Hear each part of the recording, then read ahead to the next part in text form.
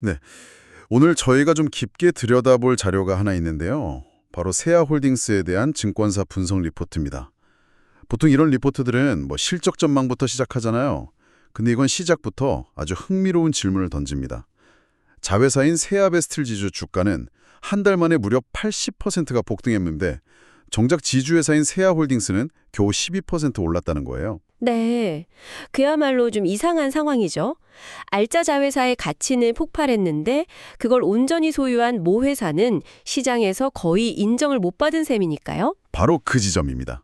대체 왜 이런 차이가 벌어진 건지, 그리고 세아홀딩스가 이 문제를 풀기 위해 어떤 카드를 꺼내 들었는지 오늘 그 전략을 한번 자세히 파고들어 보겠습니다. 좋습니다. 이 리포트가 재밌는 게 단순히 주가 오를 겁니다. 이게 아니에요. 회사가 어떤 논리를 가지고 기업 가치를 재구성하고 있는지 그 과정 자체를 추적하고 있거든요. 아마 오늘 이야기는 한국의 많은 지주회사들이 가진 공통된 고민에 대한 하나의 좋은 사례가 될 수도 있겠네요. 자, 그럼 문제의 핵심부터 바로 짚어보죠. 자회사 80% 폭등, 모회사 12% 상승.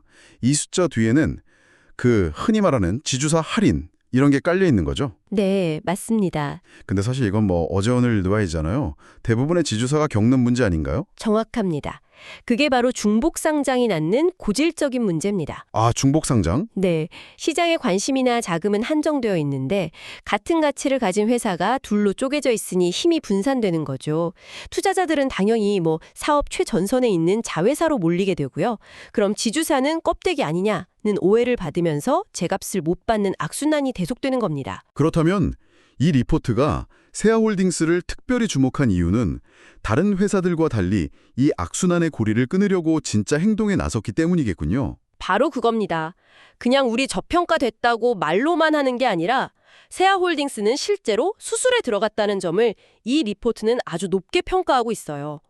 그리고 그 첫 번째 수술이 바로 또 다른 상장 자회사였던 세아 특수광을 아, 세아 특수강? 네, 이걸 100% 자회사로 편입하고 아예 상장 폐지를 시켜버린 겁니다. 그러니까 중복 상장된 회사를 하나 더 없애서 가치가 셀 틈을 또 막아버렸다. 이런 거군요. 근데 그 과정에서 주식 교환을 했다고 나오잖아요.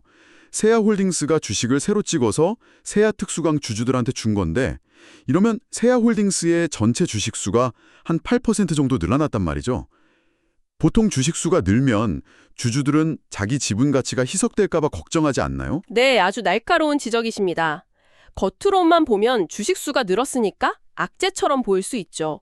하지만 이 거래의 진짜 속내는 지분율 변화에 숨어 있습니다. 주식 교환 결과 대주주 지분율은 83.3%에서 77.2%로 오히려 줄었어요. 아, 정말요? 줄었어요? 네, 반대로 일반 주주들, 그러니까 소액 주주 지분율은 9.3%에서 16.0%로 거의 2배 가까이 늘어났습니다. 와, 이건 정말 의외인데요. 보통 이런 과정은 대주주 지배력을 더 강화하는 쪽으로 가기 쉬운데 정반대 결과가 나왔네요. 여기서 세아홀딩스의 큰 그림이 보이는 거죠. 첫째, 말씀하신 대로 세아 특수광이라는 중복 상장 요소를 제거해서 가치 분산을 막았고요. 둘째, 의도적으로 일반 주주 비중을 높여서 시장에 풀리는 주식의 양, 즉 유통 주식 수를 대폭 늘린 겁니다. 아, 유통주식수? 네, 그전에는 대주주가 주식을 거의 다 쥐고 있어서 시장에서 거래되는 물량이 너무 적었거든요. 거래가 뜸하니까 기업 가치가 제대로 평가받기 어려운 구조적인 한계가 있었던 거죠. 그러니까 중복 상장이라는 근본 문제도 풀면서 동시에 거래 부진이라는 기술적인 문제까지 한 번에 해결한 거네요. 판 자체를 새로 짰다고 봐야겠군요. 맞습니다. 저평가를 탈취하기 위한 인프라를 구축한 셈입니다. 흩어진 가치를 한 그릇에 담고 그 그릇이 시장에서 활발하게 거래되도록 길을 터준 거죠. 알겠습니다. 구조적인 문제를 해결하는 큰 그림은 이해가 됐습니다. 하지만 이런 건 사실 주주 입장에서 당장 체감하기는 어려울 수도 있잖아요. 리포트를 보니까 주주들이 좀 더 직접적으로 환호할 만한 내용도 있던데요. 3년간 총 500억 원 규모의 자사주 매입 및 소각, 이 계획을 발표했다는 점이 눈에 띄네요. 이게 바로 두 번째 카드입니다. 그리고 주주들한테 보내는 가장 강력한 메시지죠. 여기서 핵심은 매입이 아니라 소각입니다. 소각. 아, 사서 없애버리는 거요? 네. 자사주 매입은 회사가 그냥 자기 주식을 사두는 거라 나중에 되팔 수도 있거든요. 그래서 시장에서는 잠재적인 매물 부담으로 느끼기도 합니다. 그렇죠. 창고에 쌓아두는 거니까 언제든 다시 나올 수 있다는 불안감이 있죠. 하지만 소각은 차원이 다른 이야기입니다. 사들인 주식을 말 그대로 없애버리는 거예요. 총 주식 수가 영구적으로 줄어드는 거죠. 그러면 기존 주주들이 가진 주식 한 주의 가치가 자연스럽게 올라가겠네요. 바로 그겁니다. 예를 들어 피자 한 판을 10명이 먹다가 한 명이 빠져서 9명이 먹게 되는 것과 같아요. 내 몫이 더 커지는 거죠. 근데 이 5대 복원이라는 규모가 3년에 걸쳐서 진행되는 거잖아요. 이게 시장의 인식을 확 바꿀 만큼 강력한 신호라고 볼 수 있을까요? 좀 상징적인 수준 아니냐는 시각도 있을 수 있을 것 같은데요. 네, 충분히 그런 의문을 가질 수 있습니다. 하지만 이 계획의 진짜 의미는 규모 자체보다도 그 타이밍과 맥락에 있습니다. 아까 세아특수강 주식 교환으로 전체 주식수가 8% 늘었다고 했잖아요. 네, 그랬죠. 거기서 생길 수 있는 가치 희석 우려를 이 자사주 소각으로 정면 돌파하겠다는 겁니다. 주식수 늘어난 만큼 우리가 책임지고 그 이상을 없애서 주당 가치를 더 높여주겠다. 이런 약속인 거죠. 아, 그러니까 앞선 구조 개편의 잠재적인 부작용에 대한 처방전까지 같이 내놓은 거군요. 단순히 500억 원이라는 액수가 아니라 전체 전략의 완성도를 높이는 한 수네요. 정확합니다. 구조 개편으로 가치를 모으고 자사주 소각으로 그 가치를 농축시키는 아주 정교하게 짜인 2단계 전략으로 봐야 합니다. 게다가 리포트를 보면 이건 현금 배당과는 별개고요. 이미 갖고 있던 자사주 10만 주도 추가로 소각한다고 하니 회사의 의지는 분명하다고 본 거죠. 좋습니다. 구조를 바로잡고 주주 몫을 늘리는 전략은 이제 이해가 됐습니다.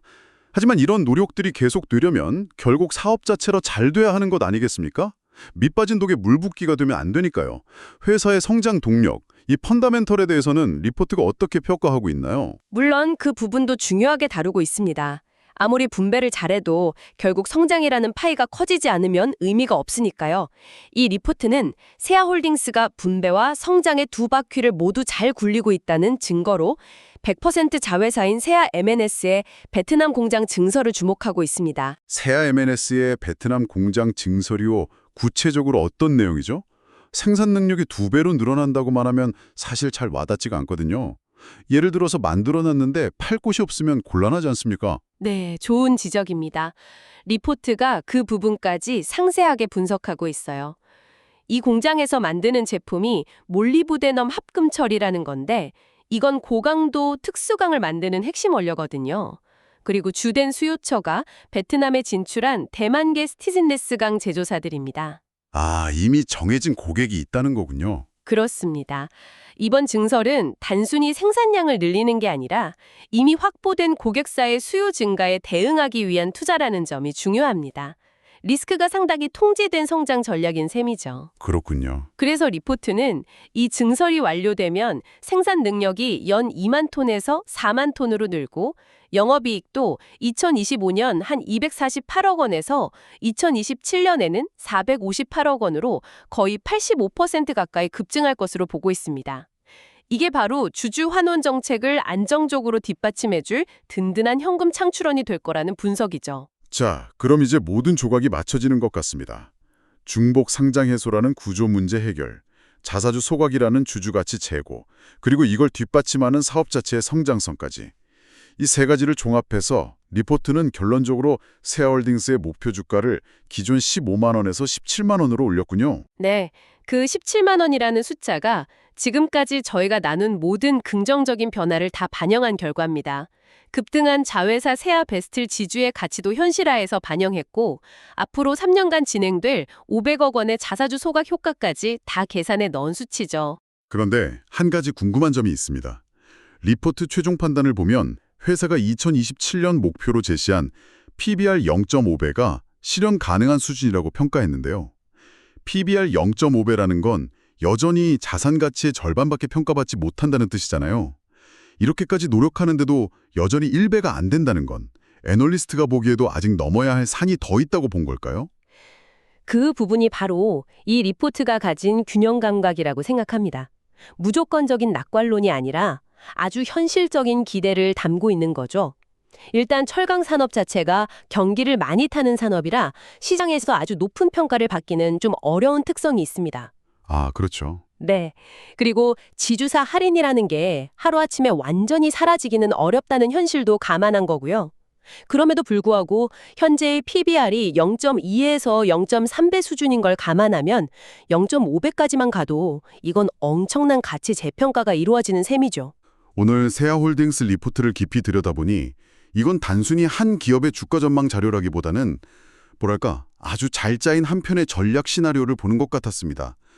시장에 만들어 놓은 저평가라는 문제를 기업 스스로가 어떻게 진단하고 단계적으로 풀어나가는지를 보여준 아주 흥미로운 사례네요. 동감합니다. 특히 인상적인 건 각각의 전략들이 따로 노는 게 아니라는 점이에요. 주식 교환을 통한 구조 개편, 자사주 소각을 통한 주당 가치 제고, 그리고 본업 성장을 통한 재원 확보. 이 세 가지 요소가 마치 톱니바퀴처럼 아주 정교하게 맞물려 돌아가고 있다는 점이죠. 자회사와 모회사의 주가 차이라는 현상에서 출발해서 그 이면에 숨은 구조적인 문제와 회사의 해결 노력을 쭉 따라와 봤습니다. 투자자들의 불신을 해소하고 기업의 본질적인 가치를 증명해 나가는 이 과정 자체가 다른 많은 기업들에게도 좋은 참고서가 될 수 있겠다는 생각이 드네요. 맞습니다. 오늘 분석은 한 기업의 가치가 단순히 실적만으로 결정되는 게 아니라 시장과 어떻게 소통하고 주주들을 위해 어떤 노력을 하느냐에 따라 얼마든지 재평가될 수 있다는 걸 보여주는 좋은 사례였습니다. 이 세 개의 톱니바퀴가 계획대로 잘 맞물려 돌아가면서 실제로 저평가의 늪에서 탈출할 수 있을지 그 과정을 지켜보는 것이 앞으로의 아주 중요한 관전 포인트가 될 것 같습니다.